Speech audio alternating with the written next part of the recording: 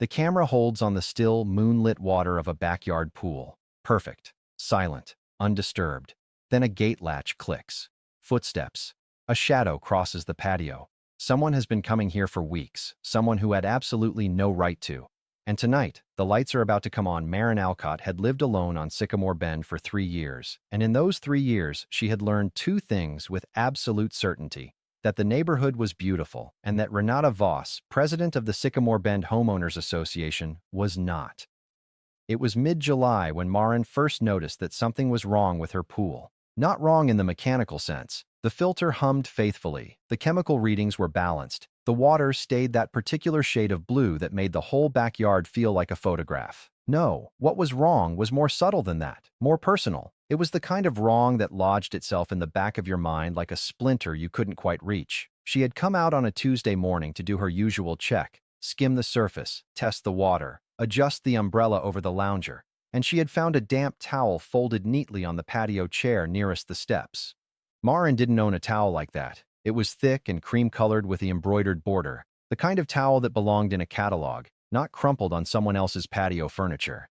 She stood over it for a long moment, holding her coffee mug with both hands, and tried to construct a logical explanation. Maybe her neighbor's kid had hopped the fence on a dare. Maybe a friend had stopped by and let themselves into the backyard, though she couldn't think of a single friend who would do that without telling her. She picked up the towel and took it inside. She set it on the laundry room counter and told herself it was nothing. But 2 days later, the towel was back. Not the same towel. She had kept the first one, shoved it in a drawer, but a second one, same style, same cream color, folded in the same deliberate way over the arm of the same patio chair. This time, Marin crouched down and looked more carefully at the pool. The water was disturbed in that particular way water gets when it has recently been used, when the surface hasn't quite settled back to glass. The pool cleaner had been moved from its usual corner. One of the noodle floats she kept in the storage bench had been taken out and left floating near the shallow end. Marin straightened up slowly. Someone had been swimming in her pool. She went to her neighbor on the left, a retired schoolteacher named Douglas, who kept meticulous records of everything that happened on Sycamore Bend and was delighted to share any of it with anyone who asked. "Have you seen anyone going into my backyard?" she asked, standing on his front porch with the cream towel in her hand. Douglas adjusted his glasses and thought about it with the concentrated focus of a man consulting an internal database. "I did see a car parked on your side street Wednesday evening," he said. "Dark sedan, sat there for about 40 minutes. Did you see who got out?" He hesitated in a way that told her he had. "I thought I saw Renata Voss," he said carefully, "but I didn't want to assume." Marin walked home with a cold, settled feeling in her chest. Renata Voss had been president of the Sycamore Bend HOA for 6 years, and in that time she had made the role into something that no reasonable person could have designed it to be. She sent violation notices for Christmas lights left up 2 days past the deadline. She had once measured someone's grass with a ruler and photographed it as evidence. She had blocked a widow on Maple Court from painting her shutters a shade of blue she called inappropriate for the neighborhood's aesthetic identity. She collected power the way some people collected stamps, obsessively, categorically, with a deep personal satisfaction that other people found difficult to look at directly. Her own house was a showcase. The landscaping was immaculate. The exterior was painted in colors she had personally lobbied to add to the approved palette. And her backyard had a space where a pool had once been, a rectangular patch of earth that had been graded and sodded over after the original pool had been decommissioned and filled in. A fact that most people on Sycamore Bend knew only because Renata herself had mentioned it at an HOA meeting 2 years ago, describing the decision as a practical one, a matter of maintenance costs and liability. Marin thought about that filled-in pool now. She thought about the cream towel. She thought about the dark sedan on the side street. She did not confront Renata, not yet. Instead, she drove to an electronics store the following afternoon and bought a wireless security camera system. 4 cameras, night vision capable, with motion activation and cloud storage. She installed them herself over the course of a Sunday afternoon, mounting one on the back corner of the house with a clear angle on the pool and patio, one on the gate latch, one on the fence line where a section of wood showed signs of recent pressure on the boards. Then she waited. She didn't have to wait long. The following Thursday at 9:47 in the evening, her phone buzzed with a motion alert. Marin was sitting in the living room reading, and she nearly dropped her book getting to her phone. She opened the camera app with hands that weren't quite steady and looked at the live feed from the backyard camera. The gate was open. A figure in a bathrobe was crossing the patio toward the pool steps. The figure lowered herself into the water with the ease of someone who had done this many times, who knew exactly how deep it was, exactly where to step. She moved to the center of the pool and floated on her back, face turned up toward the night sky, arms spread wide. The motion-activated lights Maren had never turned off cast everything in a pale, revealing glow. Maren could see her face clearly. It was Renata Voss. She was wearing a one-piece swimsuit under the bathrobe, which was now folded on the patio chair. The same chair, always the same chair. Her hair was pinned up. She had brought a glass of wine, which sat on the edge of the pool beside her towel. She was completely, outrageously at ease in a pool that did not belong to her, in a backyard she had no right to enter, at nearly 10 o'clock at night, as though this were a perfectly ordinary and acceptable thing to do. Maren sat on her couch and watched the entire thing. She watched Renata swim slow laps. She watched her float. She watched her sit on the pool steps with the wine glass, staring at nothing with an expression of profound relaxation. She watched her dry off, refold the towel, gather her things, and let herself out through the gate. The whole visit lasted 53 minutes. Maren saved the footage.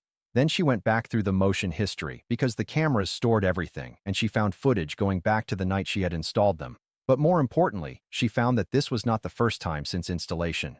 There were 3 previous visits over the past 10 days, all between 9 and 11 at night, all following the same routine, same entry point, same chair, same folded towel. She searched further and found that before the cameras were installed, the motion sensor on the porch light she'd had for years had logged triggering events going back almost 5 weeks. 5 weeks. Renata Voss had been sneaking into her pool for over 5 weeks. Maren made herself a cup of tea and sat at the kitchen table and thought about this for a long time. She thought about the violation notices she had received from the HOA over the past year. One for a flower pot she'd placed at the end of her driveway that didn't meet specifications. One for a guest's car that had been parked on the street for more than 72 hours. One for a wind chime that Renata had personally determined to be excessively audible. She thought about how Renata had voted to deny her request for a privacy fence extension at the last HOA meeting, citing a regulation that Maren had later looked up and found to be 3 years out of date. She thought about the cream towel. She thought about the wine glass, sitting on the edge of her pool like a declaration. She pulled out her phone and called her friend Petra, who was a paralegal and the most reliably clear-headed person Maren knew. "She's been trespassing," Petra said, before Maren had even finished explaining. "That's not a gray area. That's criminal trespass. You have footage?" 4 weeks of it, plus the incident logs from the porch light going back further. "Okay." Petra's voice shifted into its professional register, the one that meant she was already 3 steps ahead. "Don't confront her yet. Don't post the footage anywhere. Don't tell anyone except me. What you want to do is document everything cleanly, establish a clear record, and then decide what outcome you actually want." "I want her to stop," Maren said, "and I want consequences." "Then you need to be strategic," Petra said, "because if you tip her off, she'll lawyer up and get ahead of the story. Right now, the advantage is entirely yours." Maren agreed. She ended the call and sat in her quiet kitchen, listening to the house settle around her, and she felt something clarify inside her, a cold, patient resolve that had nothing to do with anger and everything to do with principle. Renata Voss had spent years treating this neighborhood like her personal territory, applying rules to everyone around her with an iron certainty, while apparently exempting herself from the most basic standard of all, that you do not enter someone else's property without their permission. The pool wasn't even the point, really. The pool was just where it had become visible. Over the next 10 days, Maren documented everything. She downloaded every piece of footage from the cloud storage and saved it to a hard drive and 2 USB drives. She printed timestamps and cross-referenced them with dates. She created a log, a clean, factual document listing each intrusion with the date, time, duration, and a description of what the footage showed. She photographed the gate latch, which showed wear from repeated use. She had a locksmith come out, on the pretense of upgrading her security, and the locksmith confirmed that the lock had been picked or bypassed with a tool because her gate lock was not the kind that could simply be lifted. That detail added something new to the picture. Renata hadn't found the gate open. She had been getting in deliberately, with a method. That was premeditated. That was deliberate, repeated, calculated criminal trespass. Renata came twice more while Maren was documenting. Both times Maren watched the live feed from inside her house, silent, recording. Both times Renata arrived, swam, and left without any awareness that she was being watched and documented with the kind of precision that would hold up in court. On the 12th day, Marin called the police non-emergency line and made an appointment to come in and speak with an officer about a trespassing situation. She brought her hard drive and her printed log and her USB drives and sat across from a detective named Harlow, who was a compact, careful-spoken man who listened without interrupting and watched the footage in silence. When it was done, he leaned back in his chair and said, "You said she's the HOA president?" "Sycamore Bend HOA, 6-year term." He nodded slowly. "She know you have cameras?" "No. I installed them after the first incident I noticed. The footage goes back further through the porch light logs, which I can also provide." Detective Harlow looked at the log she had printed. He looked at it for a long time. "You want to press charges?" "I want her held accountable," Marin said.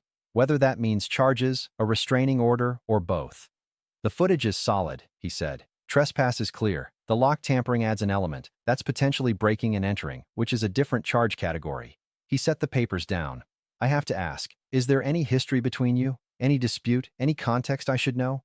Marin thought about the flower pot violation, the wind chime letter, the denied fence request, the accumulated weight of 6 years of small, precise indignities handed down from a woman who had decided the neighborhood was hers to manage and its residents were hers to manage along with it.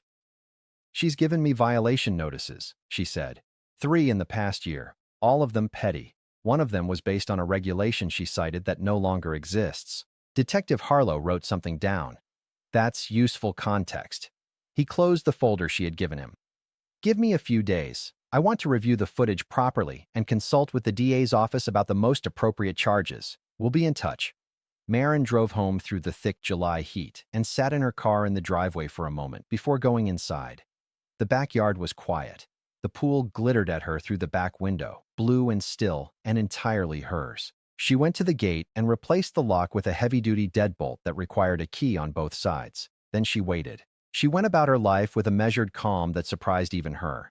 She went to work. She was a landscape architect, which was its own quiet irony, a person who made beautiful outdoor spaces for a living. And she came home and made dinner and read and slept. She watched the camera feeds each morning and evening. Renata came on the 3rd night after the lock change and found the gate wouldn't open. Marin watched her try it twice, then stand back and look at the gate with an expression that was difficult to read at this resolution, frustration maybe, or calculation, before walking away and getting into her dark sedan. She did not come back after that. But the following Monday, Marin received a violation notice in her mailbox. It cited her new gate lock as non-compliant with HOA hardware specifications and requested removal or replacement within 14 days. Marin read it twice, standing at the end of her driveway in the morning sun. She took a photograph of it. She put it with her documentation. She walked back inside and called Petra. "She sent me a violation notice for the gate lock," she said. Petra was quiet for a moment. Then she made a sound that was not quite a laugh but was in the same family. "She sent you a violation notice for the gate lock. 4 days after I changed the lock, which was 4 days after I reported her to the police. She doesn't know you've reported her." "No, she just knows the gate is locked now." "So she's retaliating," Petra said, "and she doesn't even realize she's documenting her own motive while she does it." Another pause. "Marin, keep that notice. Keep every piece of paper she sends you from here on out." The call from Detective Harlow came on a Wednesday afternoon while Marin was on a site visit, crouching over a grading plan in someone's future garden. She excused herself and walked to her truck and sat in the cab with the windows down. "We've reviewed everything," Harlow said. "The DA's office is satisfied with the evidence for criminal trespass. Multiple counts, given the number of documented incidents. The lock tampering on the original latch is being reviewed as a potential addition." A pause. "We're also going to look into whether there are any other properties she may have accessed, given the pattern." "Other properties?" Marin said. "When someone does this with this level of comfort, this level of routine, it usually isn't the first time," he said simply. "We want to know if you're the only one." Marin sat with that for a moment. The idea that there might be others, that Renata's sense of entitlement extended beyond Marin's pool, beyond her backyard, into other private spaces, settled over her like something cold. "When will you move on it?" she asked. "We're planning to make contact this week," Harlow said. "I'd ask you to stay available and to continue not alerting her. The evidence is strong, but the element of surprise matters." Marin said she understood. She ended the call and sat in her truck for a long moment, staring at the half-graded lot in front of her, all raw earth and potential. She thought about the night she had sat in her living room and watched Renata float in her pool with a glass of wine, at ease in someone else's space, completely unbothered, surrounded by water that was not hers, and a night sky she had no right to be looking at from that angle. She thought about how long that had been happening before Marin had noticed. How many nights? How much wine? How deep the assumption of ownership went. She thought about the violation notice for the gate lock. Then she drove back to the site and finished the grading plan, and she was very careful and very precise. And when she drove home that evening, the summer light was long and gold across Sycamore Bend, and everything looked exactly the way it always did, quiet and manicured and perfectly still. The way things look just before they change completely. The call came on a Friday. Not to Marin. She wasn't there for the call. She only heard about it afterward, in pieces, from Douglas and from Petra, and eventually from the detective himself. But the call was the beginning of the end, and so it belongs here, at the start of the second part of the story. At 8:42 on a Friday evening, two patrol cars turned onto Sycamore Bend, drove past the identical manicured lawns and the identical approved color mailboxes and the identical regulation-compliant plantings, and stopped in front of Renata Voss's house.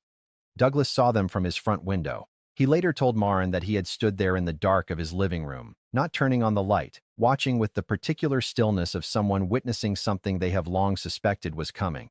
He said Renata had answered the door in a linen blazer, as though she had been expecting company, as though she had composed herself in the 20 seconds between the knock and the door in the way that some people do, pulling authority around themselves like a garment, presenting a face that expected to be in charge of whatever conversation was about to happen. He said the look on her face when Detective Harlow showed her the documentation changed in stages. First, confusion, then recognition, then something else, something that Douglas, a retired schoolteacher who had spent 30 years reading faces, described as the specific expression of someone realizing that the thing they thought they had controlled had been entirely out of their control all along. Marin was at Petra's house when Petra got the call from a mutual acquaintance who lived 2 houses down from Renata. She was sitting on Petra's back porch with a glass of iced tea, and Petra answered the phone and listened and then looked at Marin with an expression that was carefully neutral, because Petra was always careful, and said, "They're at her house." Marin set down her glass. She had expected to feel something large when this moment came. Triumph, maybe. Vindication. The satisfying click of the right thing happening at the right time. Instead, what she felt was quieter than that. A kind of settling, like soil after rain, everything moving into its correct position, nothing dramatic about it, just truth arranging itself into its proper shape. "Is she being arrested?" Marin asked. "I don't know yet. They're talking to her at the door." They sat on the porch and waited. The night was warm and the cicadas were loud, and somewhere on the next street, a dog was barking at something. Normal summer sounds. The neighborhood doing what it always did, unaware that one of its foundational arrangements was in the process of being undone. Petra's phone buzzed again 20 minutes later. She read the text and said, "They took her in for questioning. Not arrest yet. Questioning." Marin nodded. Harlow had explained this to her. The process, the steps, the way these things moved. Questioning first. Documentation reviewed in her presence. The formal notification that charges were being considered. The opportunity for her attorney to be present, which she would certainly take, because Renata Voss was the kind of person who had an attorney's number already in her phone. What Marin had not anticipated was what happened next. 2 days after the police visit, while the neighborhood was still absorbing the fact that something had happened at Renata's house, people on Sycamore Bend were careful and indirect about gossip, but they were not immune to it. Marin received a phone call from a woman named Cecile Drummond, who lived 4 streets over in the same HOA district. Cecile was 61, recently retired, and spoke with a directness that Marin immediately respected.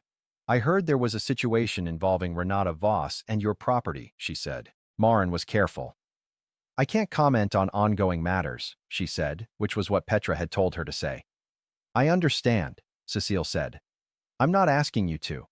I'm calling because I want to tell you something that may or may not be relevant, and what you do with it is entirely up to you." A pause. "I have a hot tub in my backyard. I've had it for 3 years. 18 months ago, I started noticing signs that someone had been using it when I wasn't home. Nothing definitive. I thought I was imagining it. I didn't have cameras." Another pause with weight in it. "I